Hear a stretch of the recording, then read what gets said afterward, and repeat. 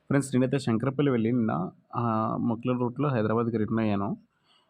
ఇలా రిటర్న్ అయిన సందర్భంలో ఒక కాలేజ్ దగ్గర ఒక యాక్సిడెంట్ అయితే జరిగిందనమాట. మీకు రైట్ సైడ్‌లో ఒక టిప్పర్ లారీ కనిపిస్తుంది కదా! ఈ టిప్పర్ లారీ ఒక కార్‌నైతే గుద్దిందనమాట. యాక్చువల్లీ గుద్దింది అంటే మొత్తం యాక్సిడెంట్ అయిందని కాదు. ఒక చిన్న డెంట్ లాగా పడిపోయిందనమాట. అక్కడున్న వాళ్ళు చెప్పిన దాని ప్రకారం అయితే అలా జరిగిందని చెప్పేసి అయితే వాళ్ళు చెప్పారు. ఆ కారైతే అక్కడ లేదు. చుట్టుపక్కలైతే కనిపించలేదు కారు. ఇది కనిపిస్తుంది కదా! మీకు లెఫ్ట్ సైడ్‌లో ఉన్నది కాలేజు. రైట్ సైడ్‌లో మీకు యూటర్న్ ఉంది. ఆ యూటర్న్ దగ్గర ఈ ఘటన అనేది జరిగిందనమాట.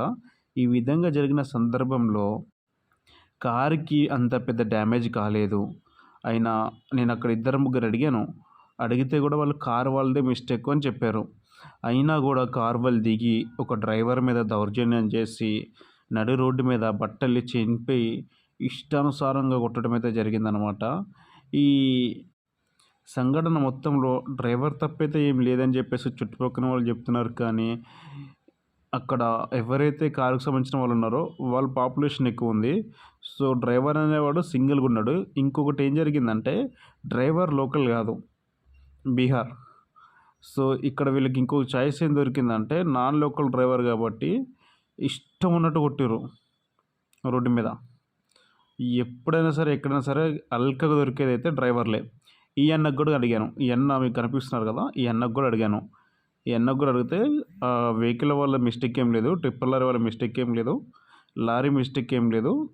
ఆ కార్ వాళ్ళ మిస్టేక్ అని జెప్పేసి మీకు బైక్ మీద కనిపించారు గదా! తను గూడా అదే జెప్పారు. కానీ ఏదైనా ప్రమాదం జరిగినప్పుడు చిన్న వెహికల్ వాళ్ళని ఏమనరు. వాళ్ళు రాంగ్ రూట్‌లో వచ్చినా వాళ్ళని ఏమనరు. పెద్ద వెహికల్ ఏదైతే ఉందో వాళ్ళ మీద పడి, వాళ్ళ మీదనే రుబాబు చూపిస్తారు.